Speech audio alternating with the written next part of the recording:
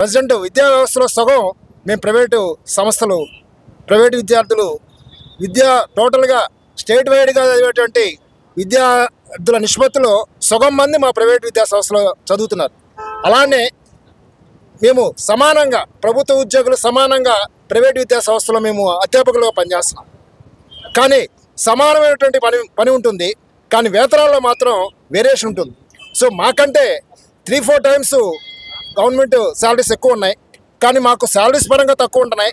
అలానే మిగతా రావాల్సినటువంటి గ్రాట్యుటీస్ కానీ మిగతా ఎటువంటి ఉద్యోగ భద్రత ప్రైవేట్ టీచర్స్కి లేదు. కనుక ప్రైవేట్ టీచర్స్కి ఉద్యోగ భద్రతను కల్పించాలని చెప్పి ఈ సందర్భంగా నేను ఎమ్మెల్సీ అభ్యర్థులని ప్రభుత్వాన్ని నేను డిమాండ్ చేస్తున్నాను. అదేవిధంగా ఒక హెల్త్ కార్డు కూడా కనీసం ఇన్ని సంవత్సరాల ప్రభుత్వాల పాలనలో కనీసం ప్రైవేట్ టీచర్స్కి ఒక హెల్త్ కార్డు కూడా ఇవ్వలేనటువంటి పొజిషన్లో మన ప్రభుత్వాలు ఉన్నాయి. కనుక మేమేం ప్రభుత్వానికి మినిమం ఆరోగ్య భద్రత అయినటువంటి హెల్త్ కార్డుని గురువులకి గౌరవంగా ఇవ్వమని చెప్పి మేము కోరుతున్నాం.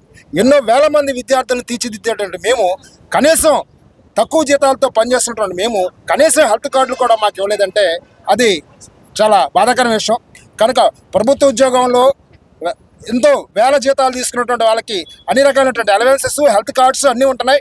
కానీ ప్రైవేట్ ఉద్యోగంలో మేము ఇన్ని సంవత్సరాల నుంచి పనిచేస్తున్నాం, 20 సంవత్సరాలు 10 సంవత్సరాలు ఎక్స్పీరియన్స్ ఉన్న మేము కనీసం ఆరోగ్యం దెబ్బతింటే ఏంటనేది సమస్య మాకు ఉన్నది. కనుక హెల్త్ కార్డ్స్ ప్రొవైడ్ చేయాలి. అలానే మాకు సరైనటువంటి వేతనాలు, సమానమైనటువంటి ఉద్యోగ భద్రత మాకు కనిపించాలని, అలాగనే విద్యార్థులుగా తీర్చిదిద్దేటువంటి మాకు సమానమైనటువంటి గౌరవాన్ని అన్ని విషయాల్లో కూడా మాకు ప్రభుత్వ ఉద్యోగాలు సమానమైనటువంటి అర్హతలు ఇవ్వాలని మేము ఈ ప్రభుత్వాన్ని కోరుతున్నాం, సవినయంగా విన్నవించుకుంటున్నాం.